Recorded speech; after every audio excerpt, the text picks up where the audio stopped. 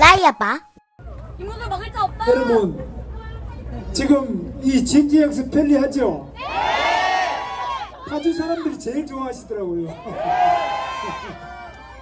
제가 보니까 서울 사람들은 뭐 별로 그 지하철이 많기 때문에 별론데, 사실 이 GTX는 경기도의 교통을 제가 도지사 하면서 뻥 뚫겠다고 해서, 여러분 제가 경기도 교통을 뻥 뚫겠다고 했는데 어떻게 뻥 뚫을 거냐, 그때까지는 답이 없었는데 도지사가 돼가지고 쭉 제가 전문가들 같이 이야기를 해보니까 결국은 지하철, 고속철, 지하 50m 이따로 내려가는 지하의 고속철도를 뚫는 것이 가장 뻥 뚫는 것이다. 그런데 우리나라는 이 지하 50m 이하에서 뚫는 불착 기술입니다. DTM이라고 아주 이렇게 빙 돌면서 그냥 위에서부터 땅을 절개, 끝에서 이렇게 절개하는 게 아니고 저 밑에 50m 밑에서 쭉 뒤로 두더지 하듯이 뒤로 흙을 파내면서 앞으로 전진하는 이 기계는 스위스에서 개발했는데, 이 기계가 뚫는 시공 기술은 우리나라가 최고고, 스위스에서 그 기계를 만들었는데요, 스위스나 우리나라가 산이 많습니다.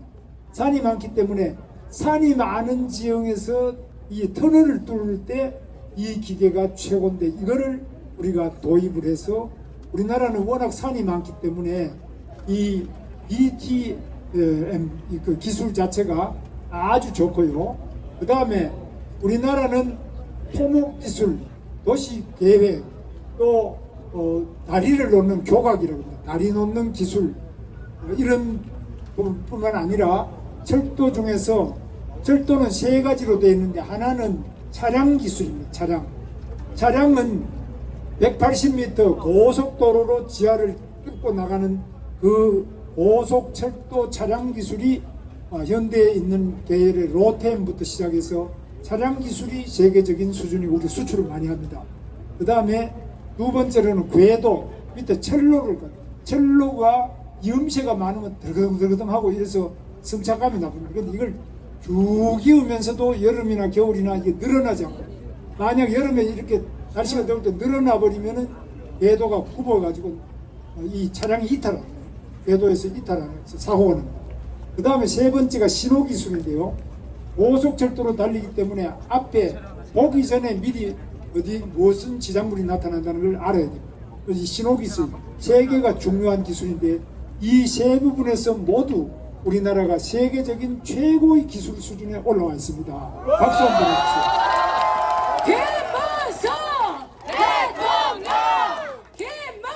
그래서 제가 이 GTX를 시작을 하고 동탄에서 착공을 한 다음에 제가 도지사를 그만뒀는데, 그 착공한 것이 지금 무려 지금 제가 7년부터 시작했으니까요, 지금 벌써 몇 년입니까? 18년 됐죠.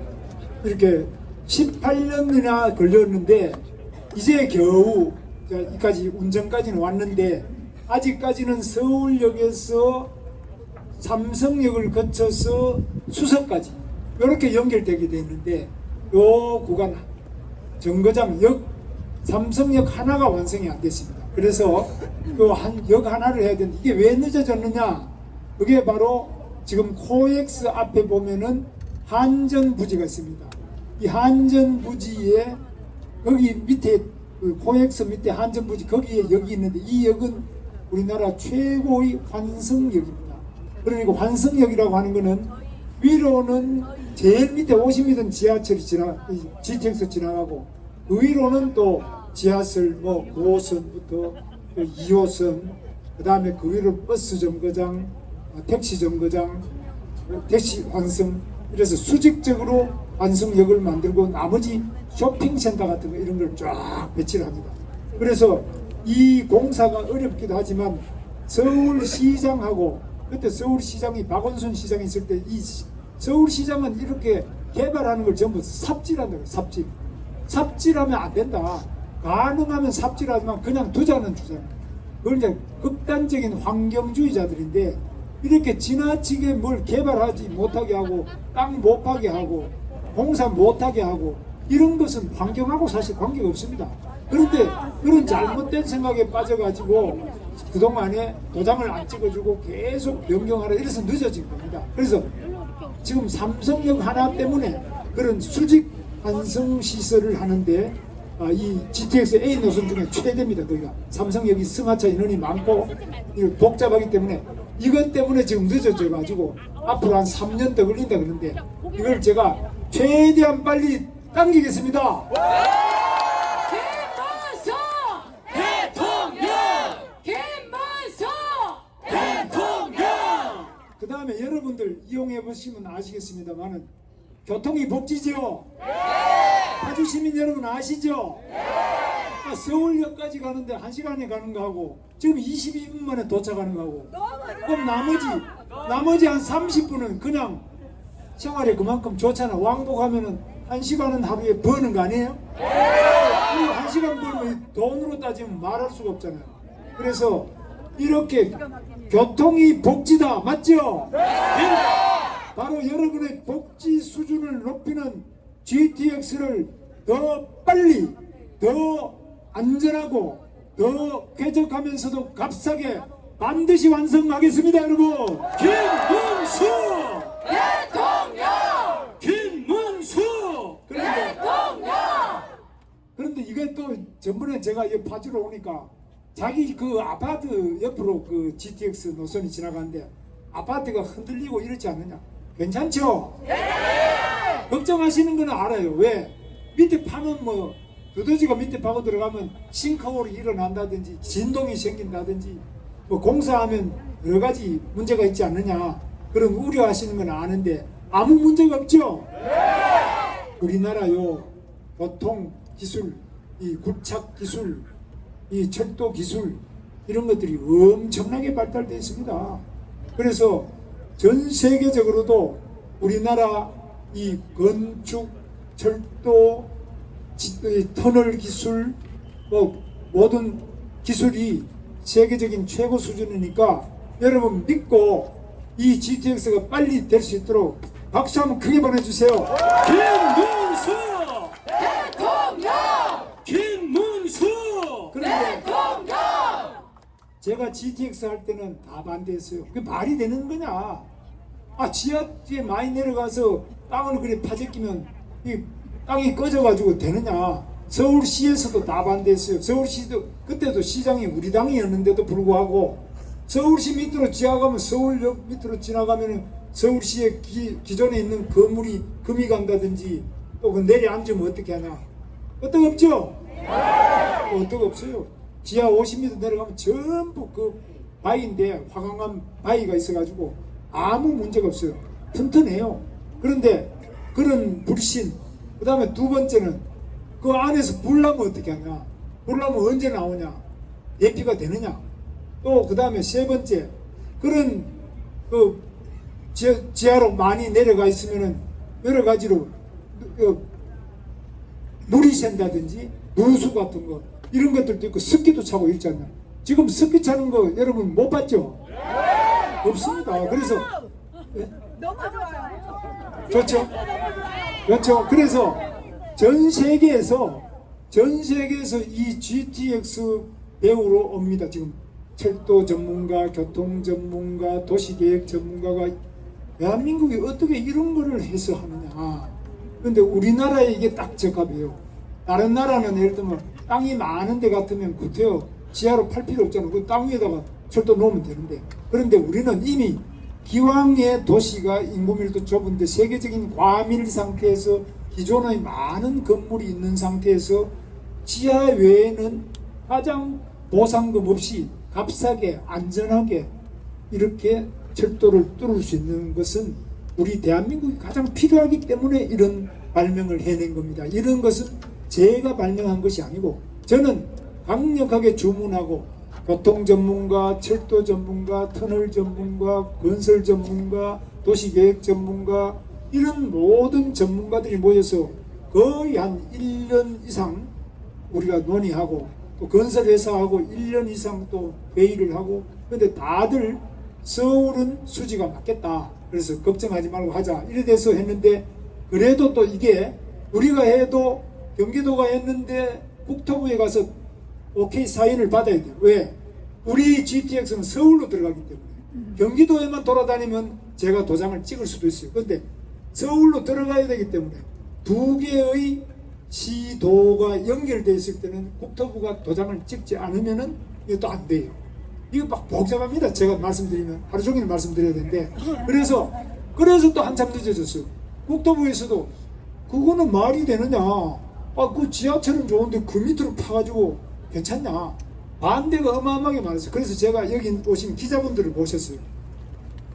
기자분들 중에 이 교통 도시계획 부분에 많은 관심을 가지고 있는 분을 모시고, 그 전문적인 기자도 많으시고, 그런 분들 모시고 모스크바 지하철은 지하 100m가 되는 거예요. 훨씬 더 깊은데, 그런데 지금 1930년 40년대에 만드는 그 지하철도 되는데, 우리나라는 그 당시에 소련의 토목 건설 또 철도 기술보다는 훨씬 우리가 더 발전되어 있습니다. 그래서 그런데도 가보고, 파리에 RER이라고 해서 파리 외곽을 돌아 RER, 그리고 런던에서부터 유럽 벨기에로 오는 지하 터널 열차가 있습니다. 그래서 이 대륙간 영국 런던에서부터 바로 바다 도브 해협을 건너가지고 유럽으로 벨기에로 오는 그런 철도부터 뉴욕 철도, 동경 철도, 전부 다 동경의 해저철도 전부 다 우리가 직접 다녔습니다. 다녀가 보니까 기자들도 가능하거든요.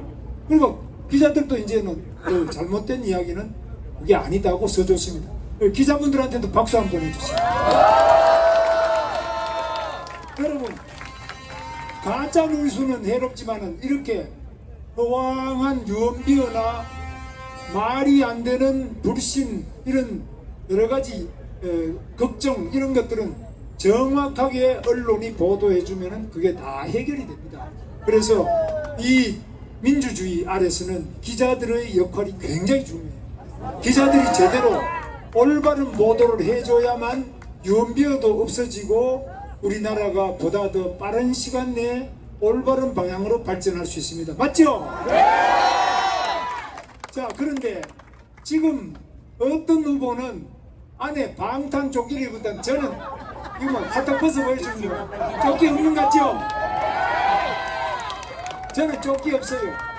그 다음에 어떤 사람은 또 지금 여기 방탄 유리를 앞에 쳐놓고 유리 안에 들어가 가지고 이렇게 연설한다는데, 유리 안에 들어가서 이 연설하는 거, 이거는 뭐 국민들하고 이 유리가 앞에 막아가지고 소통이 되겠습니까?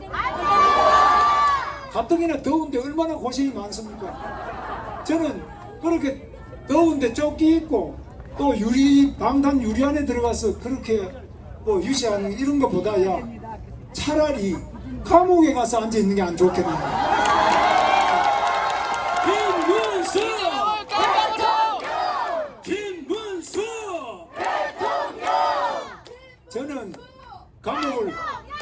저는 감옥을 2번 갔어요. 2년 반 동안 감옥살이를 했는데, 감옥에 앉아 있으니까 망고에 방탄 쪽 입을 필요도 없고 방탄 유리도 필요 없고, 제 아내가 돈 가져오라 소리도 안 하고 법인카드 긁을 필요도 없고 뭐 일제 샹드 쓸 필요도 없고 망고에 편해요. 그 감옥에 앉아서. 그러니까 죄진 사람이 제일 편한 데가 어딥니까, 여러분? 죄가 많은 사람은 감옥에 앉아있으면 우리 국가가 교도관들까지 다 배치를 해가지고 확실하게 방탄을 해줍니다. 감옥에 가는 게 맞습니다. 김문수 대통령! 김문수 대통령! 그런데 지금 방탄 입법이라고 들어보셨습니까? 대법원장 조희대 원장하고 대법관들이 전원회의를 해가지고 이 이재명 후보의 공직선거법상 의사실 유포는 유권자를 속일 우려가 있기 때문에 이것은 유죄다, 유죄 취지의 파기 환송을 했어요. 그건 아마 우리 나경원 의원 가시버렸나, 판사님이 가시버렸나, 이거 뭐 변호사도 있습니다. 그래서 그런 법을 만들어 가지고 이 공직선거법상 허위사실 유포 죄 자체를 없애버렸어요. 국회의원들 통해가지고 국회 요 공직선거법은 행정안전위원회에서 통과하고 다시 법제사법위원회 통과하고 본회의에 방망이만 때리면 되도록 이렇게 만들어놨어요. 이런 법은 바로 범죄자가 자기 범죄, 예를 들면 제가 절도를 했다면 절도죄를 헌법에서 없애버립니다. 근데 공직선거법에서 바로 허위사실 유포죄로 재판받는 사람이 그 자체를 없애버립니다. 그리고 대법원장을 탄핵하겠다, 대법원장을 청문회하겠다, 대법관을 100명으로 늘리겠다. 지금 13명입니다. 근데 대법관을 100명으로 늘리겠다. 그러니까 자기 마음대로 임명해가 자기 마음에 맞는 대법관들을 가지고 재판하겠다. 그리고 또 대법원 재판이 마음에 안 들 때는 헌법재판소의 위헌 심판을 또 받도록 하겠다. 이래가지고 3심이 아니라 4심까지 하겠다. 이런 방탄입법 들어보셨습니까, 여러분? 김문수! 대통령! 김문수! 전 세계 이런 방탄입법은 저는 듣도 보도 못한 겁니다. 저는 이런 방탄 독재 반드시 심판해야 된다고 생각합니다, 여러분. 김문수! 대통령! 김문수! 대통령! 여러분, 그러면 누가 심판합니까? 국민이 심판합니다. 언제 심판합니까? 어떻게 심판합니까? 어디를 찍어야 됩니까? 이 방탄 후보를 찍어야 됩니까? 깨끗한 후보를 찍어야 됩니까? 김문수! 대통령! 김문수! 대통령! 여러분의 깨끗한 표를 그 방탄 후보에게 찍어주면 우리나라가 독재국가로 되는 거 아시죠? 그래서 저는 많은 개발을 했습니다. 파주 운정신도시도 저 또 파주의 LG LCD와 거기에 있는 외국인 기업도 많이 하는데 그것도 제가 다 했습니다. 그리고 여러분 아시는 것처럼 삼성 평택 고덕신도시의 반도체 공장 120만 평 세계 최대입니다. 그것도 제가 외국 간다는 걸 잡아가지고 여기에 지금 좀 땅을 사게 줬습니다. 땅을 사게 줘서 좀 해달라 이래가지고 주저앉혀가지고 지금 우리 평택에 고덕 산단 잘 돌아가고 있죠. LG LCD 요즘 조금 어려운 게 있죠. 그래도 제가 파주에 택시 기사를 해보니까 그래도 파주에서 택시 타는 사람 중에 거의 절반이 LG LCD 사람들이더라고요. 그만큼 거기는 그래도 젊은이들이 출퇴근하면서 많이 택시도 타고 약간 여유도 있잖아요. 그래서 여러분 파주에는 일자리가 많은 그런 파주를 만들어야 되는데 누가 만들 수 있겠습니까, 여러분? 김문수! 대통령! 김문수! 대통령!